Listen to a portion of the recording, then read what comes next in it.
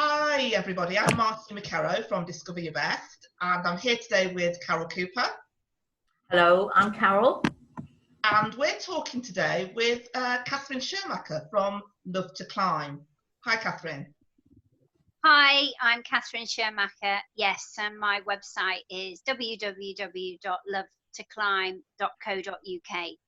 Fantastic. Really grateful that you could give up your time today, Katherine, to be interviewed by us in this way. So I wanted to start off by asking you to tell us a little bit about your background and how you got into climbing. Yeah, so I have been climbing for 27 years, and I didn't start climbing till I went to university. And I had done loads of other sports before I started climbing, but yeah, climbing just got me straight from the get-go. And I think just being outside was the big thing for me.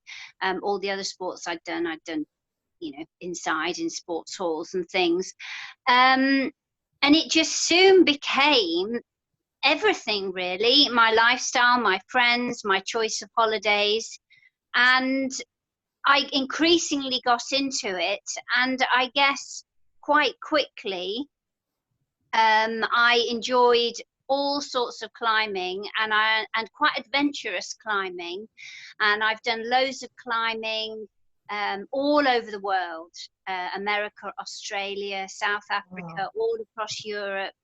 And I went a lot of the climbing that I really enjoyed in those early years is called traditional climbing, which means I've done a lot in sea cliffs in the UK and mountain ranges like in Snowdonia in the Lake District.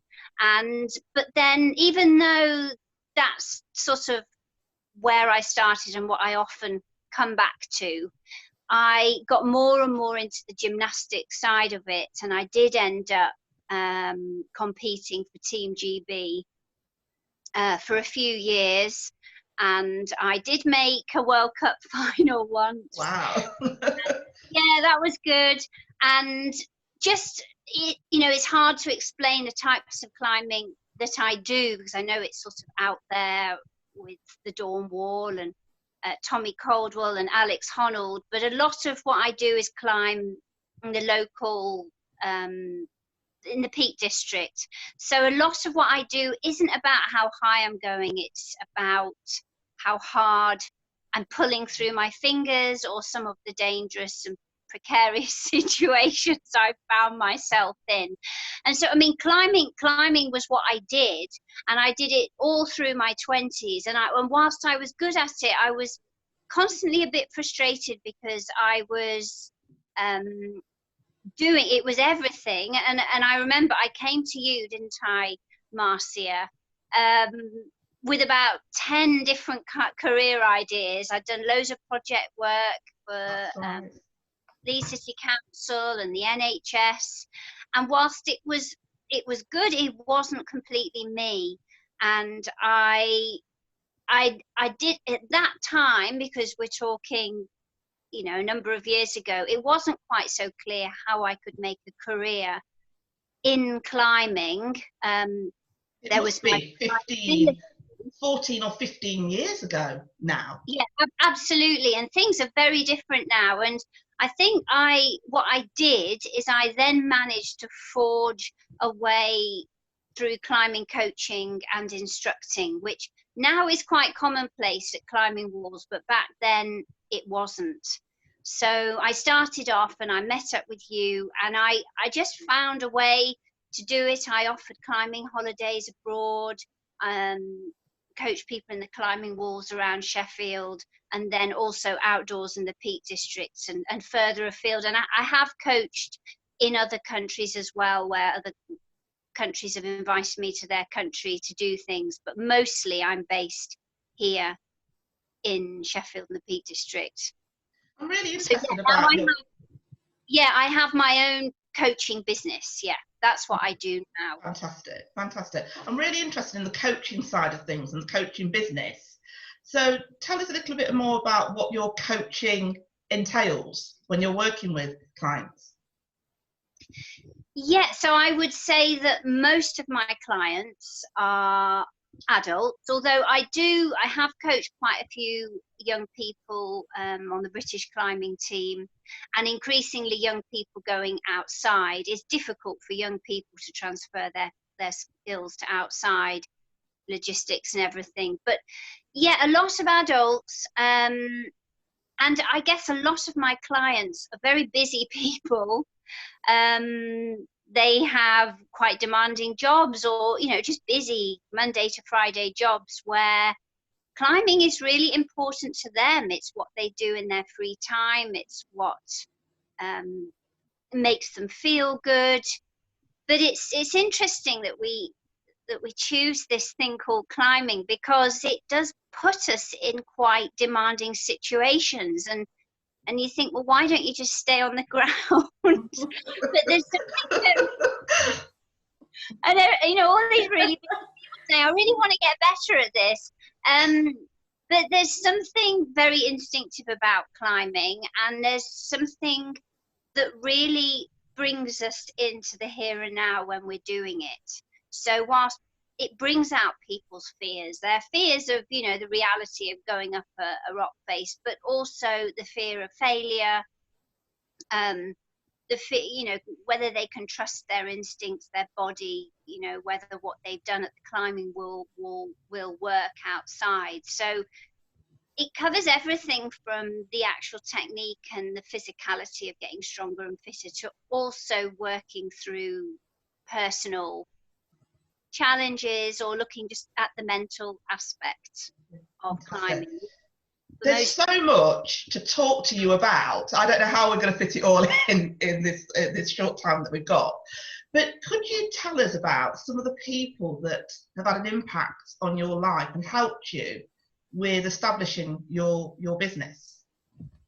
Well, certainly, Marcia, I have to thank you for sure, because I did come to you with about 10 different career options, and I couldn't work it through. And I think it's really challenging when the thing you most want to do isn't written down in a job advert anywhere, and you don't know anyone else really doing it. So you really helped me have the confidence to pursue it.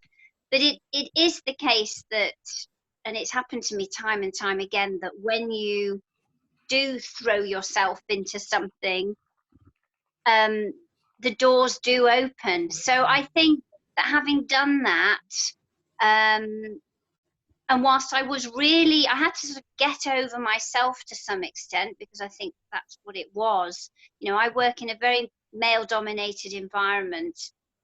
As it turns out, all these male peers and colleagues have been really supportive to me, and it definitely feels like, for me at least, if you're keen and motivated and wanting to learn, that support has come to me through who I work, not necessarily with day to day, but other people who I've found who do the same job as me.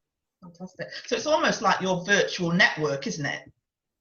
A virtual and actual network of people that you have around you. Yes, yeah, and it's funny how that's settled, because I do have, 2 or 3 people that I will call up if I've got a question. Maybe it's more than 2 or 3, but I could, say at the moment who's in my mind, maybe up to 5 people. But it's just happened. And I remember thinking, can I search out a mentor? And I found that difficult to do, but I think those people have sort of come my way in the end. Yeah. Fantastic. We have mentors for different things, don't we, in different points of our lives as well. So it's not necessarily just one person that we link into. It could be, like you say, these 5 or 6 people that you get something from at different points along your journey. And that's okay. Yeah, and that is exactly like friendships, isn't it? There's no one friend that can give you everything. You have different friends who support you in different ways, and that seems to be what's happened with my work. Yeah, brilliant. Thanks, Karen. So, Katherine, what have been the challenges in getting where you are today, and how have you overcome them? Yeah, well, as I said, the first challenge was definitely myself and my confidence.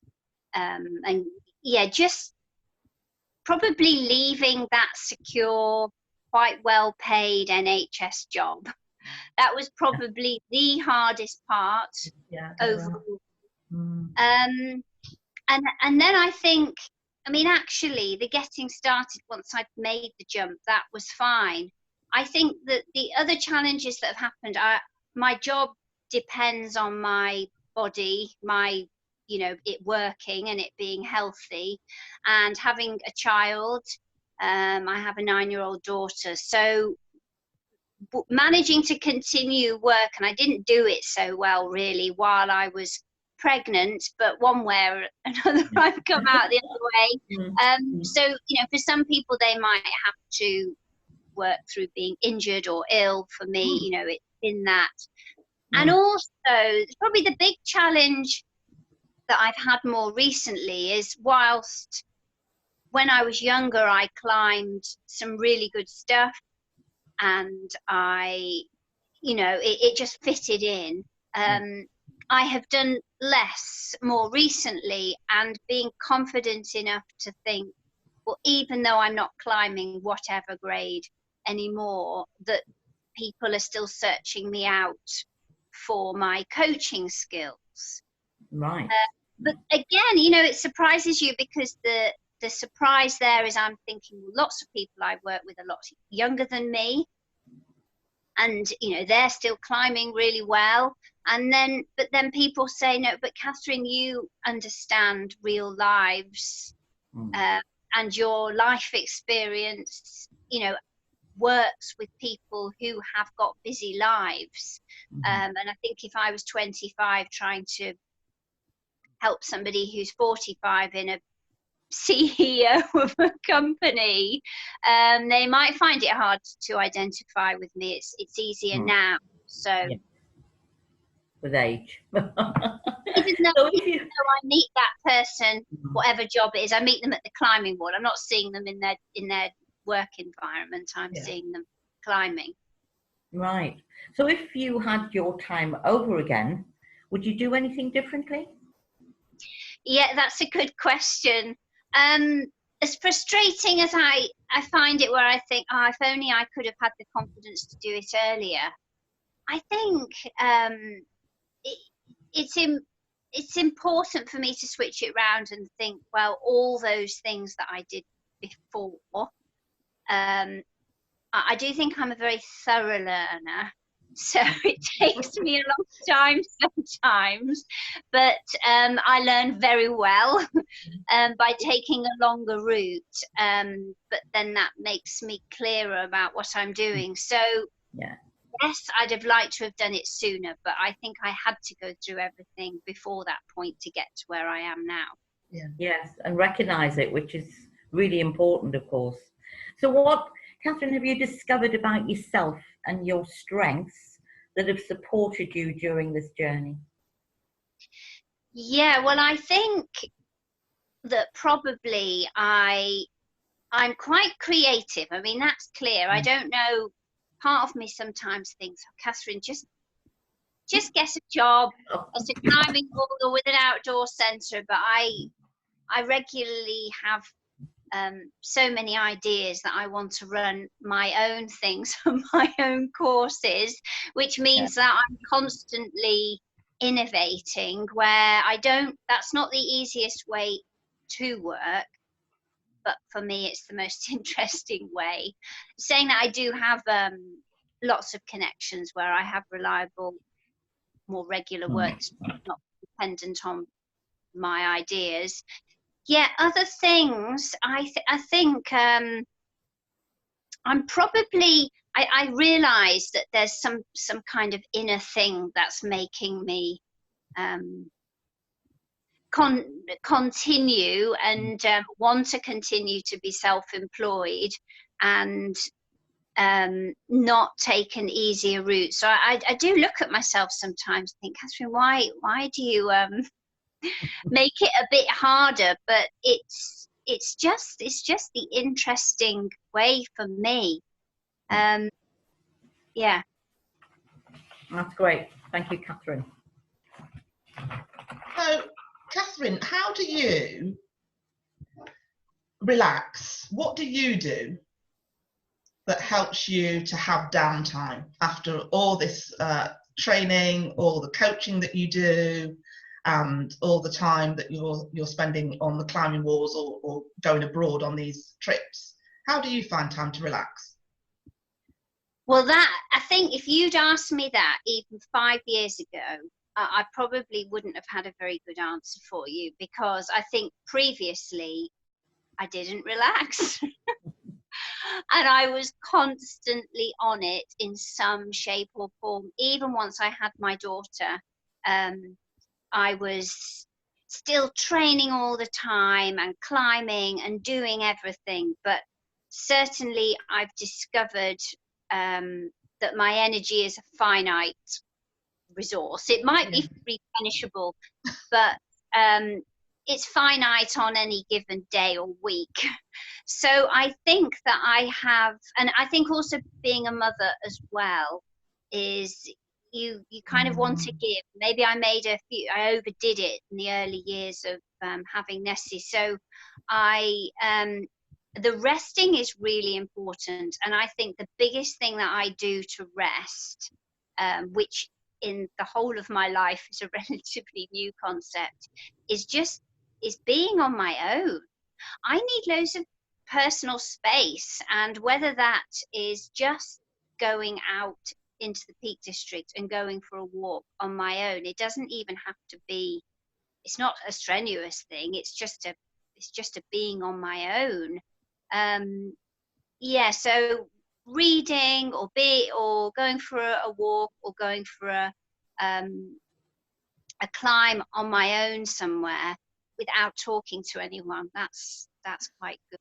That's probably, so whilst I'm really sociable, I also need that time on my own. I think that's really important, that you've got that time to recharge your batteries, rejuvenate yourself, so you can go back into your next session fresher and ready to go. I think that's critical, I think, to it. So in terms of, you've mentioned this a little bit already in one of your answers, but what are the strengths do you think you've gained throughout your journey that's led you to be the person that you are today? So you've talked about confidence and growing in confidence, but what other things? I think it's something that I used to think wasn't a strength, but I've decided it is a strength. And you can frame anything either way, but I reflect a lot. Wow. And you could easily think of that as overthinking, but it's not overthinking, it's the processing. And I've taken to writing a lot of notes about things, trying to formulate ideas. So before it was possibly just something that happened in my head, whereas now I realise there's this gathering of thoughts that keeps going, which I have a lot of thoughts that are quite good. They do need to be. You sound surprised. Yeah. A really busy head, it can feel like too much. But it's, it's good to have lots of thoughts, but it's realizing that it's a processing, and possibly when I spend time on my own, that's what I'm doing. So I do reflect a lot, and I would say that, given everything, I am resilient and ready to change and adapt, and thinking about what's out there and reading new things and absorbing, because of the internet, everything that's out there, and coaching is in a completely different place now to where it was. So I have lots more competition, if I want to call it that, other people offering coaching as well. So keeping my place here in it, as it's moving on, and because climbing's now an Olympic sport, And so lots of people, well, it's going to be a trial at the next Olympics. But, you know, my interest is still people and the outdoors, and it's putting all that together. So, yeah, my resilience as I keep evolving as climbing and climbing coaching is changing. Yeah, fantastic. So how would you define success, and would you consider yourself to be successful by that definition? Well, I think, in my opinion, I really think that success is about personal happiness and fulfillment.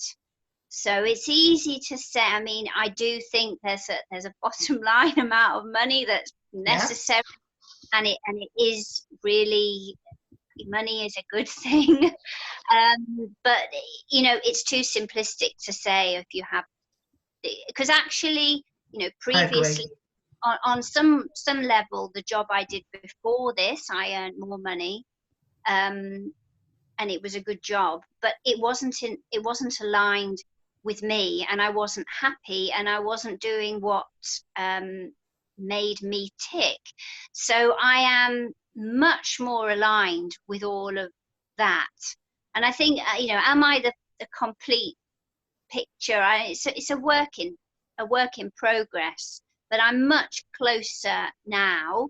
And you know, and you have to fit everything with the rest of your life, as life, all its stuff that life does, fits in around that. So it's an ever-changing thing. But yeah, I think overall, and again, it's taking time when you're really busy and in the thick of things to just be able to stand back and say, yeah, I've done a lot of things. Absolutely. With all climbing that I've done previously, and the work that I do and the people that I meet, I think I'm getting there. Fabulous. Oh, bless you. So, Katherine, reflecting on your experiences, how do you think you've supported others to achieve, and what has been their feedback and their interactions with you?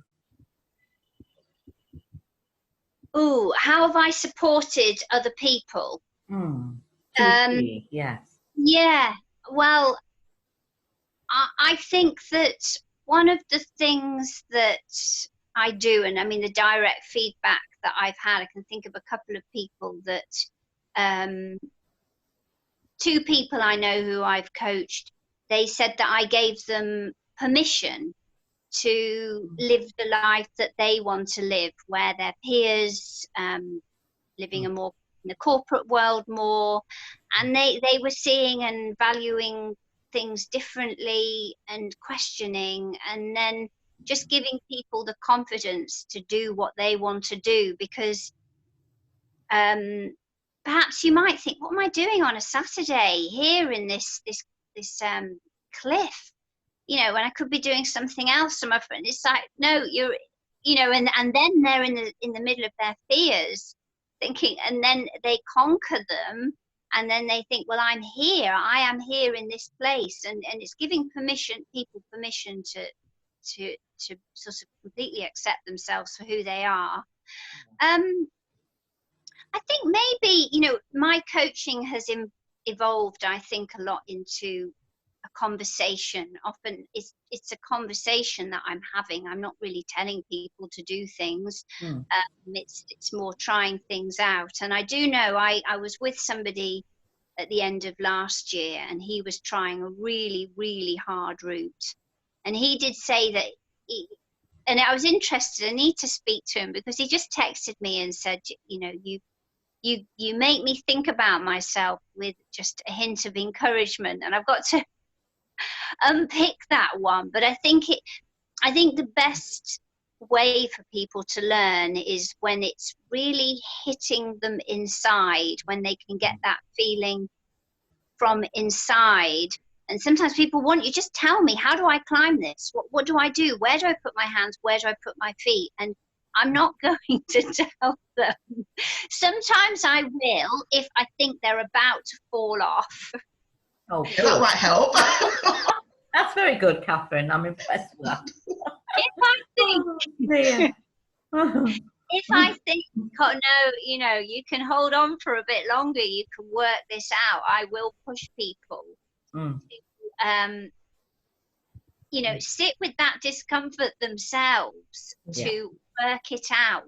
And then when they get it in those situations, they will remember it. So, that's great. I mean, thank you for not letting them fall off the rock. That's what I say. Be a whole different interview. But it's great that their interactions are really positive because you've made them feel differently about themselves. And that can only ever be a good thing. Yeah. Thank you. Yeah, because the only way you can climb your best is when you are feeling like you are in control of yourself. Yeah. There's no other way. And you know, whether that's how strong you feel or how fit you feel, but how confident that you trust that you're making the right move for you, and forget what your climbing partner might do or what your friend might do or anybody. It's like, what can you do? It's a very personal experience. Yes, dear. So what does the future hold for Katherine Schirrmacher and Love to Climb? Well, I'm in a more settled part of my life. It's been a bit of turmoil over the last few years. So I'm a single parent now, so that's a big change, and making this job work with that. So I redid my website last year, so that sort of made me focus my ideas more. I do have this vision that one day Love to Climb will go beyond me and just my time. So that's something I would like to do. But I also, you know, whilst I'm continuing to do one-to-one and group coaching, also wanting to develop more content for my website, and actually I have some interviews and ideas that I want to do with people too. Fabulous. And Katherine, just in a bit more detail, I know we've talked about your website and everything, but how could people, or how can people who are interested in finding out about you, find out about you more through contact numbers and various addresses? If you could just be a bit more detailed about that. So I've got my website, lovetoclimb.co.uk, which is all letters. Great. You can contact me on email, Katherine@lovetoclimb.co.uk. I'm also on Instagram and Facebook, and so my Facebook account is Love to Climb, and then on Instagram it's Katherine.Schirrmacher. So I think hopefully you can see the full spelling of my name on the screen. Fantastic. Okay, that's fine. Thank you, Katherine. That's great, because that's great detail there. Thank you. Well, Katherine, we've come to the end of this interview that we're doing under the series of Just Take a Few Minutes to chat with us. I'd like to thank you very much on behalf of myself and Carol for giving up your time today. I know you're extremely busy, but I was so grateful when you agreed to do the interview. For me personally, every time I speak to somebody, I'm trying to think of the messages that I can take away that are going to help me. And for me, there's two things that you said today that I found really interesting for me and for my journey. One of them is about taking control of yourself.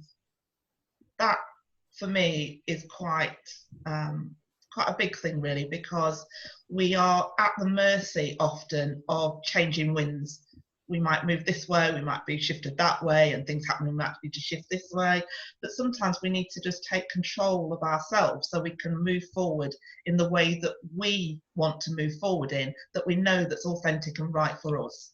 So, and alongside that really is the issue around trust. Trust yourself. So they're the two things that I'm taking away from talking to you today, and I'm looking forward to catching up with you again, maybe later on when you've developed your business even further and you've got some of the courses that you want to do up and running and on the way, and we can actually tap into you and find out a bit more about what you're doing then. Oh, well, thank you. It's been a pleasure. And yeah, I'm really glad that you picked up on those things, because yeah, even in the midst of difficulty, we've always got a choice somewhere in our Western world where we live. I mean, it feels difficult sometimes, but I'm pretty sure of that. And somewhere in the middle of it all, there's a choice. So that's the power, isn't it? Yeah. Totally. Thank you, Katherine. Thank you, Katherine, very much. Thank you.